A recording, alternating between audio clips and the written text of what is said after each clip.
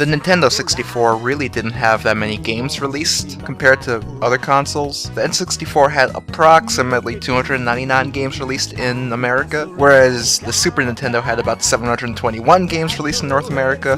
That number alone, that just tells you that N64 was a bit limited on games. Looking back though, it did have some really fun titles. One of the titles that comes to mind is Mystical Ninja starring Goemon. Mystical Ninja starring Goemon was an action RPG that took a comedic approach to Japanese history. You played as 4 different characters, they all had their own quirks to their personality, and beyond that, even random NPCs all had their own funny thing going with them. I really love the sense of humor the game has. On top of that, the gameplay itself is amazing. This game was basically Zelda 64 before Zelda 64. If you actually look at the game, it would be easy for an uneducated person to call this Zelda 64 knockoff. It follows a lot of the same Zelda formula. You have an overworld with towns, you adventure across to find dungeons where you can find new items, and you progress through the game, clearing dungeons till you get to the final boss. Each dungeon has multiple floors, maps, keys, all the usual shit you'd find in the Zelda game. The thing is though, Mystical Ninja was in development and came out long before Zelda 64. The fact that they were able to do a 3D Zelda game before Zelda came out to show how it was kind of done, that's very impressive. You see that mountain? You can climb it. Because this is a pretty early Nintendo 64 game, the graphics really aren't going to wow you, but the music's a completely different story.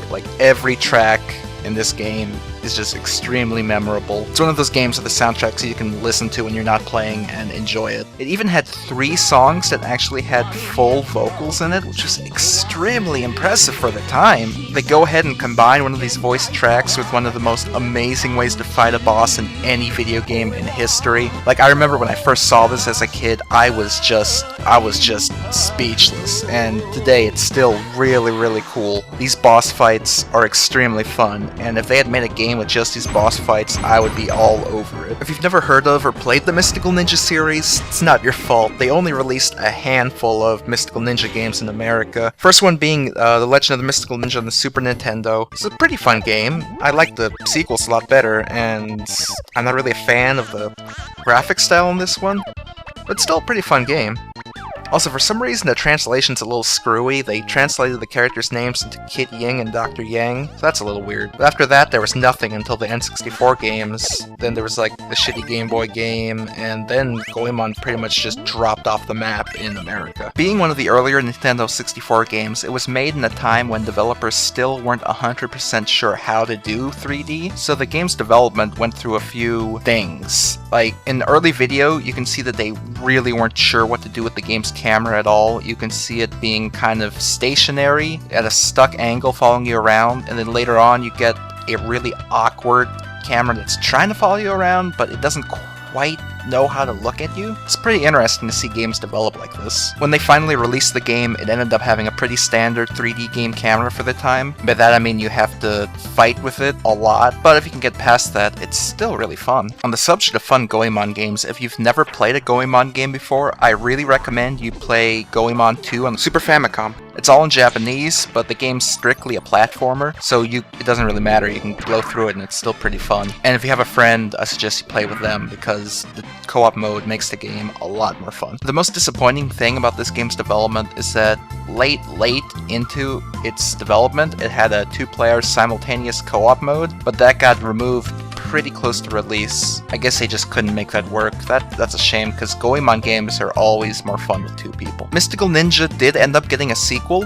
and fortunately it was translated and brought over here as well. It doesn't follow the Zelda format in this game though. It goes back to the classic Goemon platforming style, except in 2.5D, and it's a really solid game. I have some major problems with the game's translation though. For some reason in this game they took out the songs with vocals, which I don't understand because they left them in the first game. Furthermore, they left in Japanese dialogue in various parts of the game they brought over here, and on top of that the 2 games each have the same cartridge size, so I really don't understand why they removed the vocal songs from the sequel. They even removed the whole intro to the game and the amazing Goemon impact sequence from it. That's ridiculous!